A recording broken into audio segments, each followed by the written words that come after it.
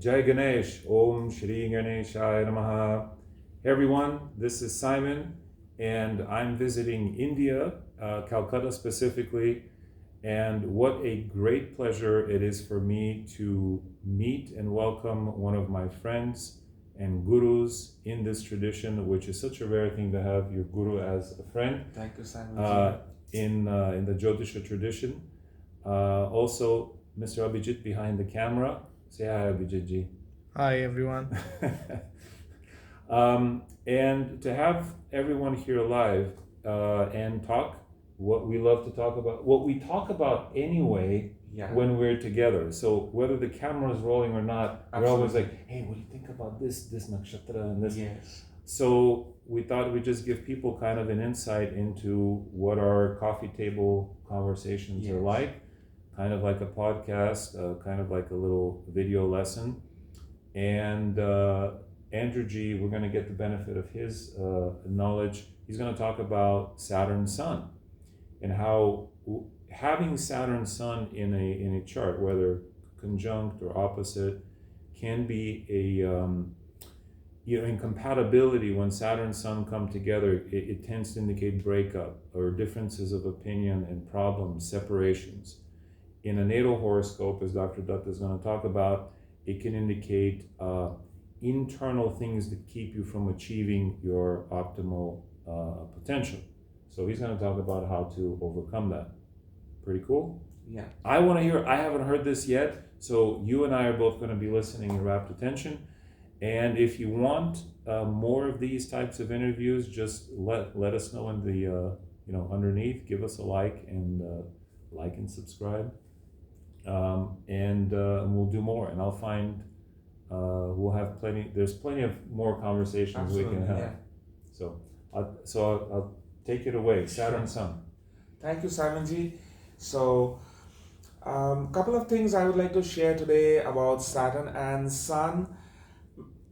In a large number of horoscopes, you would see Saturn and Sun, they are opposite in the Rashis. So, and here we are not looking at the opposition aspect as we see in Western astrology, but we are looking at it from the Indian perspective or the Vedic astrology perspective, where Sun might be in any part of the Rashi and Saturn is just in the opposite Rashi in any part of it. So we're not looking at it from a degree perspective. Now, you would come across many such charts where Sun and Saturn are opposite, or you would also come across many charts where Sun and Saturn are together in a Rashi. Now, a couple of effects that Saturn and Sun opposite to each other or Saturn and Sun together in a Rashi would give. First of all, at the physical level, Saturn-Sun opposition or Saturn-Sun together will invariably create some blockage in the native about his or her father. Some blockage. Now, when I say some blockage, it can be an ideological blockage, ideological mismatch. If the blockage is lighter, it's a mismatch then. So ideological blockage related with communications. There can be blockage related with how the two people interact with each other. So the first thing to watch out in this chart is what kind of blockage is getting manifested between the native and the native's father. The second thing to watch out for this is, again at a physical level, there would be blockages in terms of organs, any organ. So you'll have to look at which Rashi of the natural zodiac is this opposition or the conjunction is happening. So the organ which is connected with that particular Rashi, there would be some kind of a blockage. So there can be blockage, happening in terms of, let's say, stone, kidney stone, or it can be a stone in the urethra, or it can be a simple heart blockage, or blockages in the artery. So at the physical level, again, some kind of a blockage getting manifested. Also, this Sun-Saturn combination, now I'm using the word combination because it can be the opposition or the conjunction. there is a past birth effect that the father and the son brings into the picture. The Saturn-Sun combination generally creates a fall in the financial position of the father when the child is born with this Saturn-Sun combination. And in very rare cases, the son or the child is never able to rise above financially or economically than the father. Andrew G, would you see this when with Saturn's one-sided aspect, the third or the 10th aspect on the sun, but it's not mutual? No.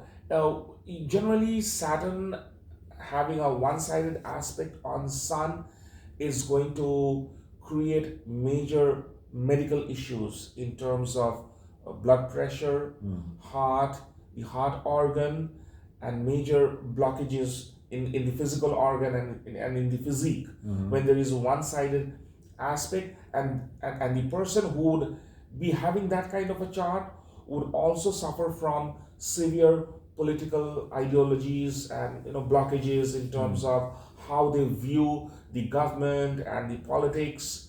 So that's one kind of a effect. But this kind where the father and the child have a karmic issue, where the father starts getting into poverty, or the economic condition goes down after the birth of such a child, we invariably see a Saturn-Sun opposition. Yes, mutual sharing of drishti, or they are in conjunction. And I'm curious because since the Saturn aspecting the sun, if it's one-sided, is also an affliction, is the upaya or the remedies that you're going to talk about, would they help with that as well?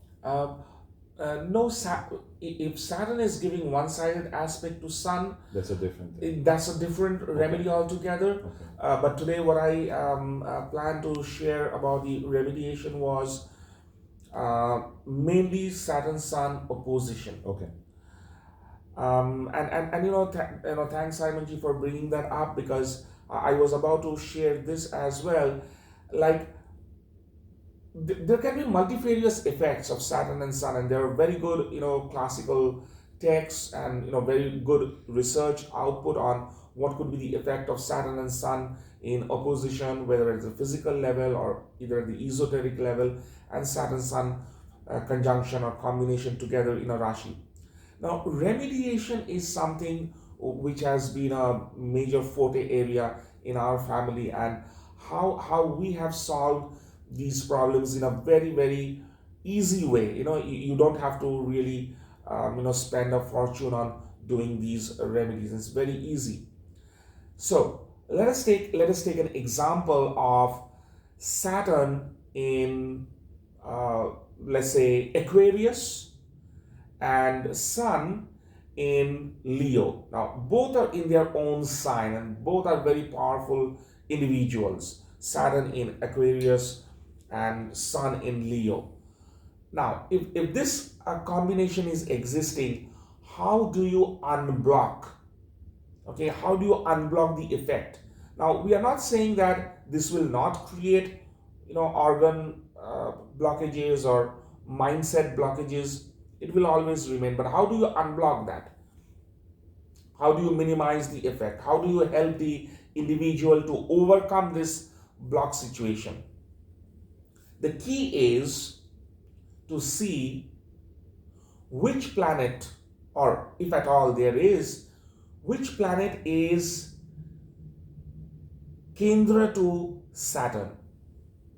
At the same time, finding out if there is a planet Kendra to Sun, which means from Kumbha, count Kumbha, Meen, Mesha, Vrishava. Kumbha, Meen, Mesh, Vrisha. So, is there a planet in Vrishava? From Sun, count 4 houses: Singha, Kanya, Tula, Vrishchik. So, is there a planet in Vrishchik? Now, If there is a planet in, let's say, Vrishava, a single planet, like it might be Mars, it can be any planet, it can be Venus, it can be Rahu, it can be any planet, or any of the remaining 7 planets for that matter. So let us take the example where Saturn, we'll continue with the same example, Saturn in Aquarius, Sun in Leo. And let us say Mars is in Vrishava Rashi, that's Taurus. Mars is in Taurus. So how do you unblock? The question is, what are you going to unblock? Let's take an example where this gentleman is having blockages, mindset issues, ideological issues with his superior in the workplace. So how do you unblock? You unblock it with a colleague. The colleague is that Mars. You unblock it from the person with assertiveness, that's Mars. You unblock that with face-to-face interaction, that's Mars. So what is going to unblock this effect between Saturn and Sun is the effect that Mars brings in. So Mars is the neutralizing factor. Are you going to give a gemstone of Mars, which is like a very good quality red coral? The answer will depend on what are the strengths Saturn and Sun has in Shadabala. What is Mars's strength in Shadabala? Who are the house owners? So that's complicated. That's a final level of assessment. But right away, when you see a chart and you see Sun and Mars in such a position, and Sun and Saturn in such a position, and Mars in between, it is through the methods of assertiveness, through office colleagues, people whom you might consider as brother in your office. Through those people, you can unblock the situation. So energy. So that's a planet in the 4th or the 10th from either one. But what if there's a planet in Kumbha or Sima? Right. That's a very beautiful question, Simonji. So if there's a planet in Sima or Kumbha, the blockages become more complicated. So you wouldn't use those planets? No, we won't use, because they're adding to the blockage. They're adding to the problem. So only the planets in the 4th or the 10th. Yes. So now what if there's 2? What if there's Mars, yes, in the 4th, and then Venus is obviously? Exactly. So now, I'll add to what Simonji said. We are talking about planets in Kendra, because that is where the planets are going to be most powerful to unblock. And I'll take the example what Simonji said, that okay, Mars is there 4th from Saturn. What if Venus is there 4th from Sun? Take the help of ladies, beautiful ladies or beautiful office colleagues in your office who would help you to unblock the situation between you and your boss. Take the help of diplomacy. We know Mercury is responsible for that. But the diplomacy which is sweet, the sweet diplomacy, sweetness, because Venus is there to unblock. And I'm just taking the example of a blockage or a tension that exists between you and your boss. Now, it can be between you and your father. So Venus, if you're born in daytime, then Venus becomes your mother. So this Venus, take the help of your mother to ease the tension and the blockage between you and your father. Now this is an ideal situation. You would find at least there is one planet in the 4th from Saturn, 4th from Sun. You might find multiple planets. Maybe you have Mercury and Mars on 4th. Okay, so Mercury, your younger brother. Okay, Mercury is your communication. Mercury is your maternal uncle. So take the help from these people to unblock the situation between your father and yourself. Now, not always you're going to find planet in the 4th. You might find planet in the 3rd. You might find planet in the 5th. Now, what happens if the planet is in 3rd from Saturn or 3rd from Sun? they do not have that amount of power or potency to reduce this blockage. Same with planets in the fifth. So the maximum potency is present in the fourth from Saturn, fourth from Sun. And in case you don't have a planet in fourth from either of these two planets, Saturn and Sun, there is a planet in fifth, there is a planet in third. Would you choose them? You would, provided there is no planet which is aspecting the fourth. So let's say Jupiter is there in Makara Rashi, which is Capricorn, debilitated Jupiter. But from Capricorn, it throws its fifth aspect. Makar, Kumbha, Meen, Mesh, Vrishava. So there is no planet in the fourth from Saturn, might be there in third or in fifth, okay. But there is Jupiter's drishti on fourth. So fourth is your place to watch out for, fourth from Saturn. Or similarly, fourth from Sun. Now Jupiter gives the fifth aspect on the fourth. So take the help of Guru. Guru means your preceptor. Guru means somebody who is elderly, somebody who is wise, teacher, to ease the tension. So at the corporate level, it might mean you're taking the help of a coach or mentor or maybe a corporate trainer to ease out that conflict, ease out that blockage between you and your office boss. Okay. So to summarize, any planet in the fourth or aspect in the fourth, you take their Exactly. help. What if, yes, and we have a question in the audience. One second. What if Saturn and Sun are in the same Rashi? Right. So if Saturn and Sun are conjoined in the same Rashi, we need to see specifically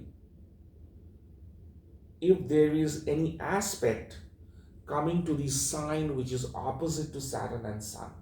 So let's say Saturn and Sun is in Simha.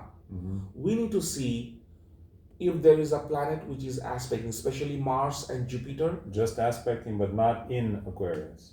Yes, aspecting in Aquarius. But what if Venus is in Aquarius? Yes, if Venus is there in Aquarius, then this blockage gets more complicated due to effects coming from Venus or okay. Venus-related issues. So Venus doesn't help with the Venus resolution. doesn't help there. But planets aspecting the opposite Yes, Rashi will yes, help. yes. Okay, interesting. So only Mars or Jupiter. Mars and Jupiter are going to be, Okay. and that too we will have to find out whether, Mars, what are his house lordships of Mars?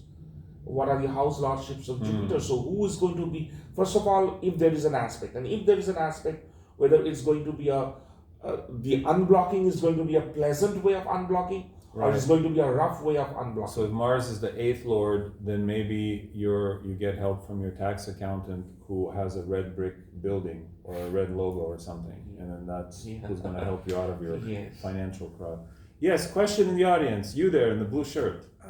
Yes, my question was similar that if they are together, does an aspect of a benefic like Jupiter from say they are in the 6th house, for example, and Jupiter is sitting in the 10th and aspecting this combination, this conjunction of Saturn and Sun, does it protect it or does it aggravate the issue? What happens then? Okay.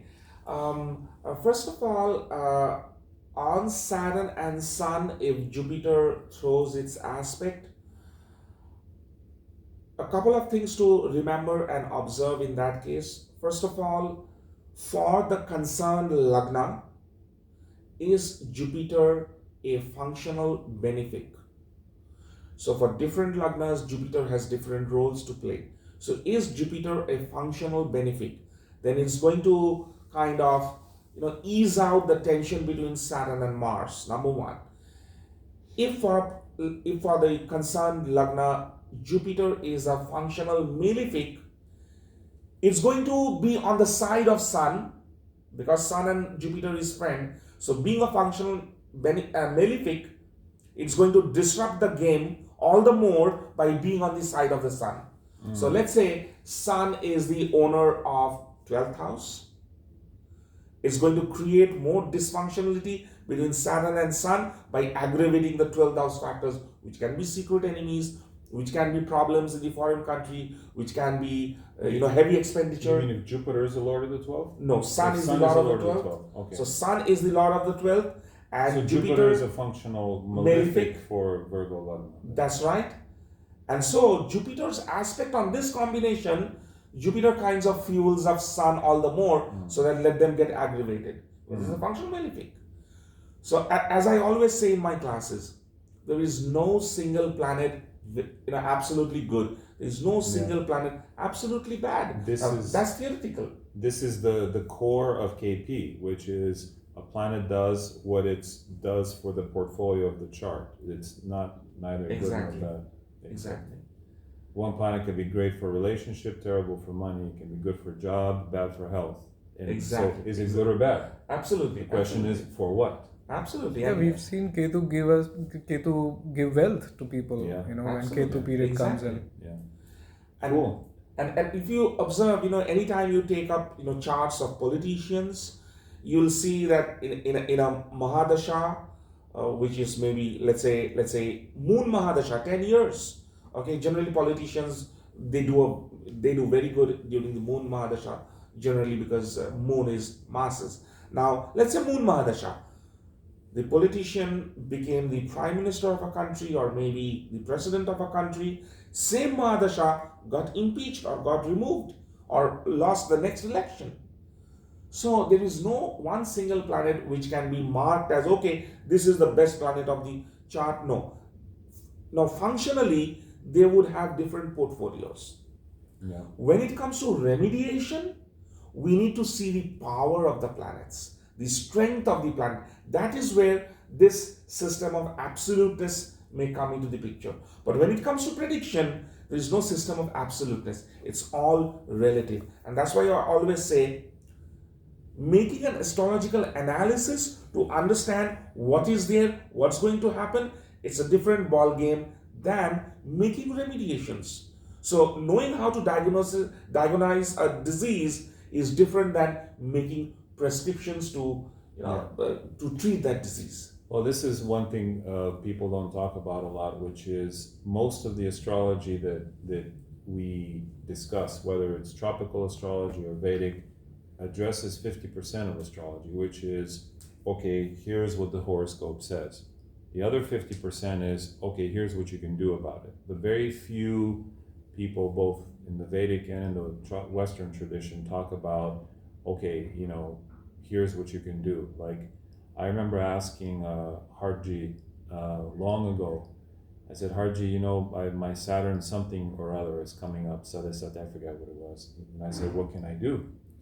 Because this is part of the Vedic tradition. And he gave me 4 things in ascending order. The first was visit Shani Shinganapur. Now, which I did. And at the time, I had the good fortune of being allowed right into the sanctum. I bathed the stone. I did full puja with oils, and I slept there at the temple. They welcomed me. It was amazing. The people of Shani Shinganapur, just amazing. The next is was to climb Mount Girnar. Okay.